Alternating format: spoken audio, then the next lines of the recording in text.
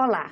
Mais de 80% dos brasileiros defendem políticas públicas que garantam a igualdade de gênero no país e acham que a presença de mulheres em espaços de poder e decisão torna a política melhor. É o que revela a pesquisa Brasil 50-50, feita pelo IBOPE junto com a ONU Mulheres. Foram ouvidos mais de 2.000 homens e mulheres em 141 municípios. Para falar sobre esse tema, nós recebemos aqui Andresa Colato, secretária de Políticas para Mulheres do Ministério dos Direitos Humanos.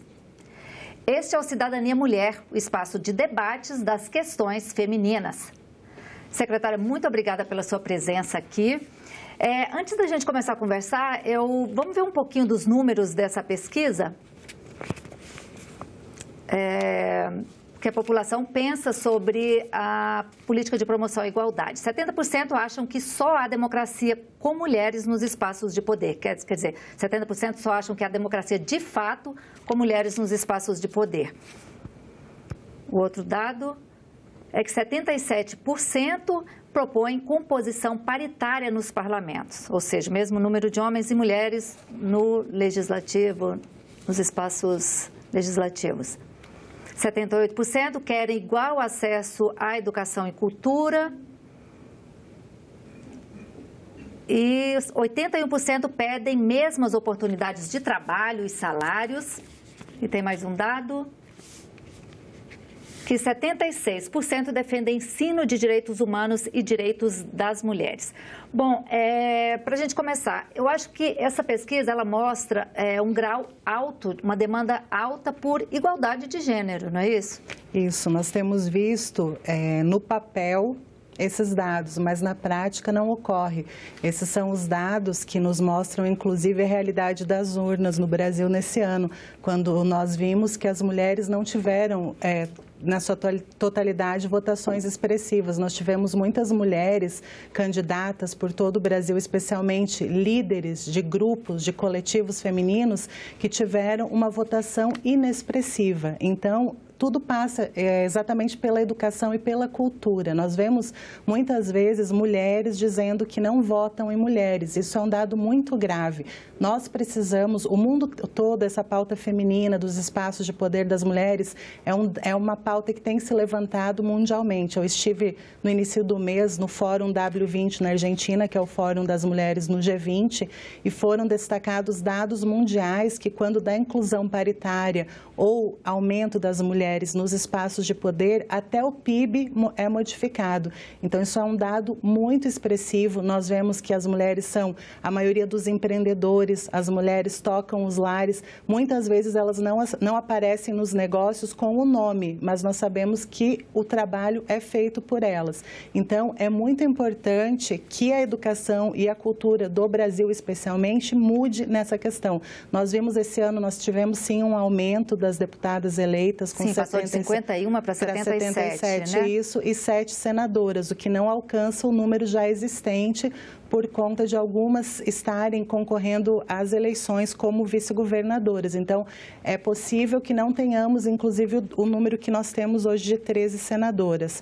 Então, é muito importante que se veja. Nós tivemos, por exemplo, dados do ano passado, apenas o Rio Grande do Norte e o Amapá alcançaram 20% em mulheres nos cargos legislativos. Então, é um dado que nos assusta. Nós somos, sim, bastante parceiros da ONU Mulheres na Secretaria Nacional. Ela é uma parceira muito próxima e temos trabalhado juntas, inclusive em projetos para reverter essa igualdade por meio da educação. Agora, na opinião da senhora, por quê? Hoje, por que acontece isso? É uma questão cultural? Hoje, 11%, antes das eleições, né? 11% só de mulheres no parlamento, né?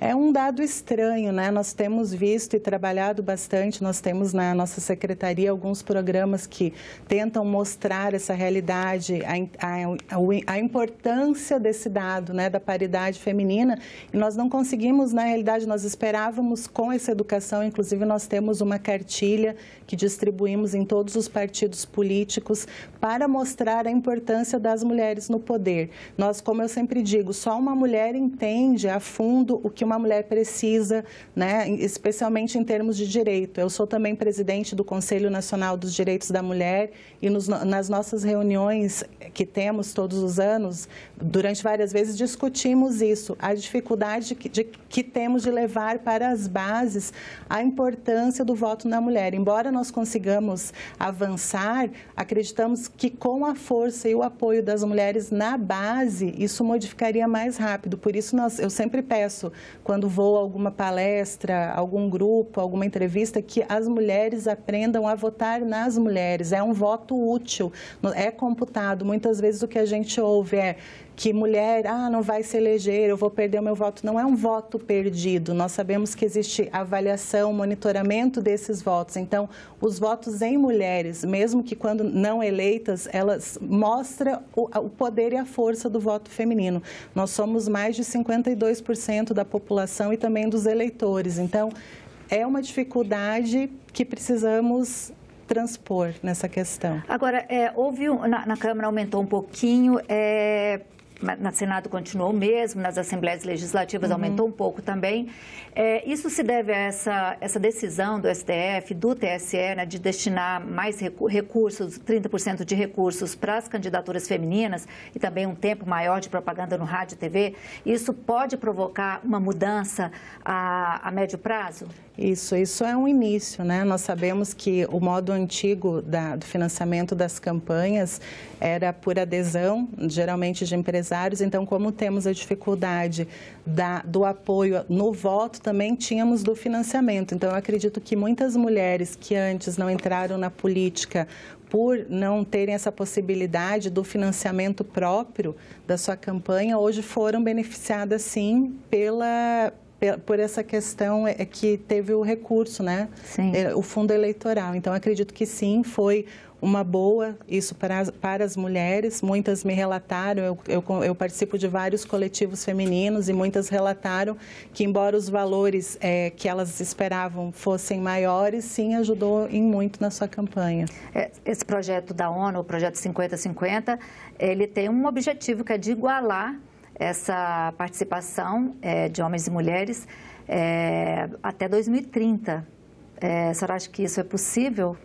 Eu acredito que sim, e sempre com o apoio da sociedade, né? Como eu costumo falar, nós precisamos do apoio da sociedade. Hoje a sociedade exerce um papel fundamental em todas as questões mundiais, especialmente na questão feminina, né? Nós conseguimos geralmente, como eu digo, no grito pedindo, né, os nossos direitos. Eu sempre digo que a gente não trabalha por direito da mulher, é um direito humano. Nós estamos também na pauta dos direitos humanos.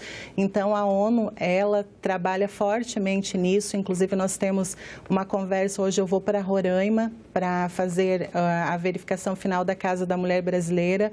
A ONU fez conosco um convite para trabalharmos juntos num programa dentro da casa. Então, a ONU é muito parceira e vem atuando mundialmente, né? E é um movimento que surge, vem agregando. As mulheres, finalmente, elas têm entendido a importância, né, da união, de pedir os seus direitos. E acredito que sim, que a médio prazo nós consigamos reverter a situação na sociedade da participação feminina. E esse, inclusive, é um daqueles objetivos, né, de desenvolvimento sustentável da ONU, né? Isso, é um objetivo. Objetivo 5, nós temos esse objetivo sendo bem trabalhado, né, no Brasil todo. Nós temos nos Conselhos Nacionais da Mulher trabalhado isso bastante. A ONU é nossa parceira. Nós estamos trabalhando num projeto também para levar essa questão para os estados, para politizar essas mulheres, para empoderar, para que elas ocupem os seus lugares. Nós sabemos que o problema das mulheres é que elas não ocupam seus espaços. Nós temos vários projetos e nós vemos que a mulher, ela não tem, às vezes, aquela força do empoderamento que é o que ela precisa. Nós vemos em muitos espaços públicos. Eu, semana passada, participei da Semana da Ciência e Tecnologia. Eu era a única mulher que compunha o palco. Eram mais de 40 autoridades, até mandaram uma foto para mim. Eu era a única mulher que compunha o palco. Então, assim, por que não existiam outras mulheres ali, né? Nós não somos diferentes, como eu sempre digo, nós somos muito inteligentes, competentes, mas na hora que vamos ascender no cargo, somos preteridas geralmente. Então, isso tem que ser mudado. Pois é, porque não é só essa questão de presença no legislativo, é presença em outros espaços de poder, inclusive executivo, né? Isso. Na prática, o que significa essa presença maior da mulher nesses espaços? É como eu digo, a presença, a visão feminina é diferente. Nós não brigamos, como eu digo, por direitos da mulher. São direitos humanos. Nós precisamos ter oportunidade de mostrar quem somos. A mulher tem uma visão diferente, né? Algumas pessoas dizem, se vocês acham que não tem diferença, por que vocês brigam para ocupar os espaços? Eu falo porque nós precisamos ocupar. Infelizmente, hoje, precisamos de cota para ocupar espaços. Enquanto a sociedade não tomar consciência, eu digo a sociedade, para abranger todos os poderes, né? Tenho participado também em reuniões do Conselho do Ministério Público, debatendo até a questão das mulheres em situação nas palestras do Ministério Público, então, assim, é uma realidade que ela passa por todos os poderes, ela passa na mídia, né? Nós sempre temos muitas mulheres em poder, mas no segundo escalão, não na porta, eu digo, dos cargos, né? Nós temos as assessoras, as segundas, mas no primeiro cargo é muito difícil e temos que, com estudos, inclusive conscientização, mostrar que essa realidade é necessária, que mude essa realidade. Agora, essa questão de igualdade de gênero, ela é importante até quando se fala em prevenção da violência contra a mulher, né? Claro, nós tocamos pela Secretaria também o Ligue 180, que é um canal que mostra os gráficos da violência. Nós fazemos o registro, é a nossa principal política pública. Eu pude acompanhar algumas ligações lá na Central e eu ouvi relatos de mulheres dizendo que não conheciam a Lei da Maria da Penha como a existência de violência de psicológica, financeira, que elas apenas achavam que a violência contra a mulher era física e se empoderam disso, né? Houve um relato de uma mulher que dizia que sofreu um relacionamento que findou e há 7 anos o ex-marido a denegria na sociedade, o que prejudicava no trabalho, no próprio convívio social e que agora, pelas campanhas, inclusive da ONU, que ela teve acesso, ela modificou e não aceitaria mais. Então, assim, passa muito também pelas campanhas e pelo conhecimento dos direitos da mulher. E passa também pela implantação de políticas públicas, Políticas públicas. Nós temos na Secretaria hoje o programa Equidade de Gênero, que nós levamos para as empresas e as premiamos com um selo da equidade, que busca verificar o quantitativo de salários por cargos e funções, né? Nós vemos que a maioria das empresas, eu ouvi um relato também de uma grande empresa, que essa empresa, mesmo com todo o cuidado, de 3 em 3 meses, ela vê alterações nos salários a menor para as mulheres, né? Nós temos outro programa que também chama Brasil Mulher, que vem pedindo apoio das empresas, inclusive para que vejam essas questões femininas. Então, nós temos trabalhado bastante nessas políticas. Nós estamos também trabalhando para o lançamento agora do Sinapom, que é um Sistema Nacional de Políticas para Mulheres, que está para sair aqui nos próximos dias com apoio da Presidência da República, né? Nós, esse ano, também demos prioridade para atendimentos do IML para vítimas de violência doméstica. Então, estamos avançando. A lei do assédio saiu esse ano. Então, nós estamos avançando. Eu tenho apenas 3 meses na pauta e, então, nós estamos trabalhando fortemente para que a nossa realidade mude. Até o final do ano, esperamos ter ainda muitos programas e muitos projetos lançados. Você tocou nessa questão aí de igualdade de salários, 81%, né? A gente viu aí na pesquisa que 81% eu acho que tem que ter políticas de promoção para que as pessoas tenham as mesmas oportunidades de trabalho e salários, né? Porque hoje é uma diferença muito grande. Hoje, a gente já avançou, mas ainda existe essa diferença, existe, né? Eu particularmente me assusto bastante porque eu não consigo entender, né? A mudança de um nome, eu digo, porque se o trabalho é o mesmo, que muda é o nome da pessoa na folha de pagamento e o salário muda, uma realidade que não se pode mais aceitar. Nós temos visto também, fora do Brasil, muitos exemplos que tem mudado toda a base. Nós temos presidentes da República, né, rainhas, que vêm mostrando a força da mulher, as princesas também, cobrando direitos. Por isso que eu sempre digo que as mulheres precisam colocar-se à frente da sociedade, mostrar os seus espaços, ocupar os espaços, como eu fui questionada a respeito daquele evento que eu era a única mulher, como eu me senti, se eu me senti mal, preterida. Eu falei, não, eu fui e ocupei o espaço, eu ocupei um espaço, mas o espaço foi ocupado. Então, as pessoas precisam se acostumar com as mulheres ocupando. E como eu sempre digo, a primeira mulher que chega, puxa outras mulheres, né? E isso passa também pelas meninas. Eu gosto muito do tema das meninas, da promoção, da igualdade das meninas. Eu acredito que é na escola que tudo começa, né? Nós tivemos na semana passada um projeto no Ministério dos Direitos Humanos chamado Meninas Ocupam. Então, nós colocamos meninas de escolas públicas nos lugares dos secretários e nós ouvimos relatos dessas meninas inacreditáveis, como elas são empoderadas desde criança, como elas são inteligentes. Então, elas ocuparam os nossos espaços para verem como é que funciona, né? Porque eu sempre digo, algumas mulheres que hoje estão em posição de poder tiveram uma mãe, um pai que apoiaram, e quantas mulheres não chegaram porque desde a infância foram tolhidas desse empoderamento tão necessário. Então, é uma questão mesmo cultural que precisa ser visto dentro de casa, na sociedade, né? Especialmente as meninas, que, como eu digo, é lá na nossa infância que nós projetamos o nosso futuro, né? Construímos nossos sonhos. Por isso eu peço sempre que as mães apoiem suas filhas, que deem um exemplo, que digam sim que as meninas merecem, que elas têm direito nas profissões que escolherem. Nós vemos, por exemplo, as meninas na ciência. Nós tivemos um projeto e uma análise junto ao IPEA que mostra que a partir de uma certa idade o número das meninas que recebem esses prêmios de meninas na ciência cai drasticamente. Fomos até lá para verificar e o que recebíamos de resposta é que os pais mesmos diziam para que menina tem que saber tudo de ciência, de matemática, porque não vai usar.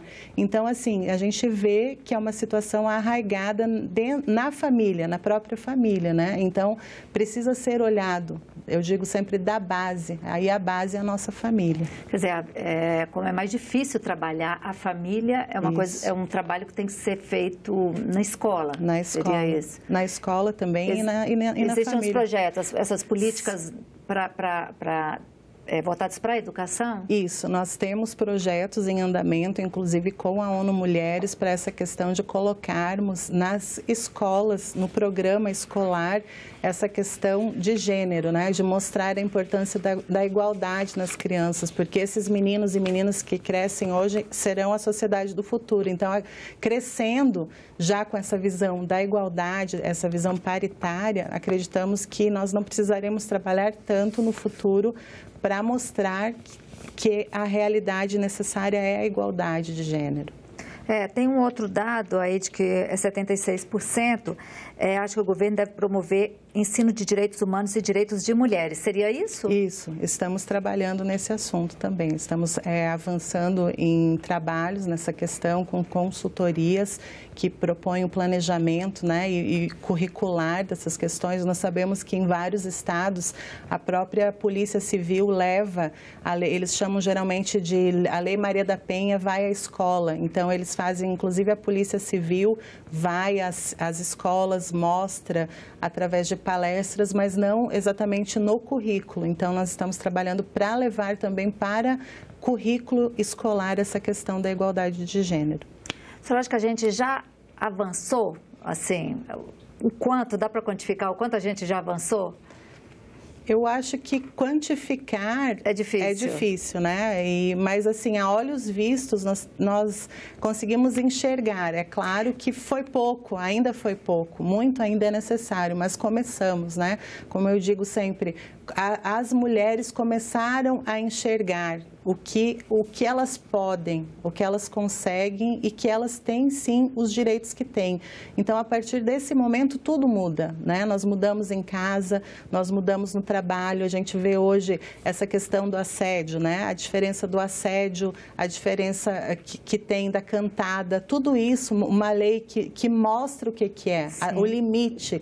Isso já ajuda muito as mulheres, né? Porque, geralmente, como a gente sabe, eu converso muito com delegadas, das DEANs, com juízes, geralmente para a mulher e pela sociedade, pela cultura que é muito machista, as mulheres às vezes não sabiam até que momento ir, né? Então, muitas denúncias relatadas, fui até a delegacia, falei com um delegado que aconteceu isso, antigamente ocorria, hoje menos, ele disse, que isso não é nada, isso é normal, às vezes uma mulher relatava até para uma colega de trabalho ou em casa e falava, não, isso é normal, o homem é assim mesmo, não leva para esse lado. Então, essa questão de tipificar algumas condutas como crime ajuda também a colocar limites, né? A mostrar na sociedade que a cultura muda. Se não é por bem, né? A gente coloca na lei para que a pessoa entenda o que não deve fazer em relação às mulheres. Sim, tem também um dado sobre o acesso à educação e à cultura. Eu já vi pesquisas, né, dizendo que as mulheres querem ter mais acesso à cultura, mas elas têm menos acesso, até por uma questão a eventos culturais, atividades culturais, até por uma questão cultural, né, que é a mulher que normalmente cuida dos filhos, e uma questão financeira, que o homem muitas vezes ganha mais, ela acaba tendo menos acesso, né?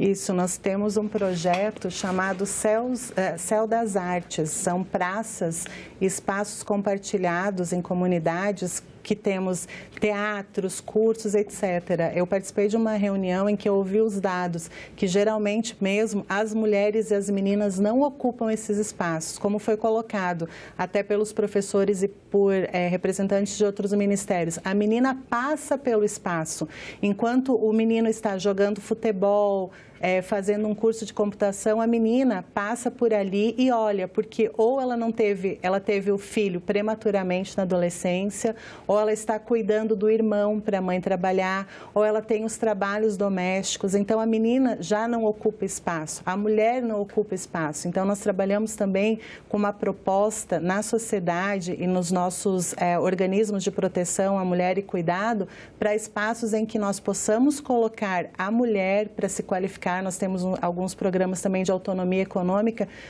juntamente com uma creche, uma escolinha que cuide dessa criança para que a mulher possa ter a sua autonomia econômica. Nós sabemos, inclusive, que isso é um grande fator, como eu disse, da alteração do PIB. Mas você vê, muitas mulheres, inclusive, relatam que ficam e permanecem em relacionamentos abusivos por conta da autonomia financeira. Então, dá muita diferença na vida da mulher ela saber que ela pode ter uma profissão, que ela pode, como a gente sempre diz na sociedade, se virar na vida, né? Então, nós estamos planejando e já temos alguns projetos também, estamos em época de emendas parlamentares, solicitando aos deputados. Nós temos alguns programas que podemos levar para os municípios de qualificação para essas mulheres, em conjunto com realização de cuidados para esses filhos, para que elas tenham a sua autonomia econômica. Agora, secretária, só para a gente meio que resumir, que desafios a senhora vê pela frente para que a gente possa melhorar essa igualdade? Os desafios que vemos, eles são muito próximos, como eu sempre digo, né? É em casa, né? O desafio maior é cultural, eu acredito que seja cultural. Em casa nós vemos um casal de filhos, né? Sempre o menino, né, ganha preferência no próprio trabalho mesmo. O desafio, eu acredito que seja educacional e cultural, né? Nós educarmos desde crianças, essas crianças para que elas entendam a igualdade, vejam as as meninas como iguais, porque quando chegarem a um relacionamento, não haverá relacionamento abusivo, como nós vemos o crescente número de feminicídios, né, que é o crime, é o assassinato qualificado por ser mulher, né? O homem ainda vê a mulher como seu objeto, né? Nós vemos também, muitas vezes você vai numa palestra, num evento, você vê que a mulher está falando, ela é cortada nas suas palavras. Então, os desafios são esses, né? E as mulheres, o maior desafio que eu sempre digo para as mulheres é que elas precisam se empoderar, né? Elas precisam se colocar nos espaços, exigir o seu espaço, né? Porque geralmente a gente fala, deixa para lá, você faz um trabalho num lugar,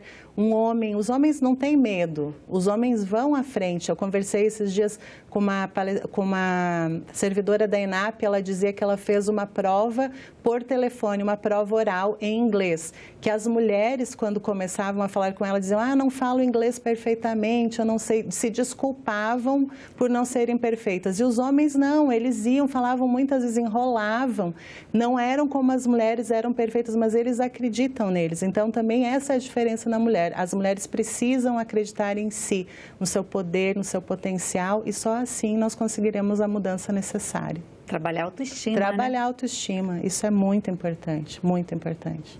Tá certo, secretária, muito obrigada pela sua presença aqui, muito obrigada pela sua entrevista. Eu é que agradeço.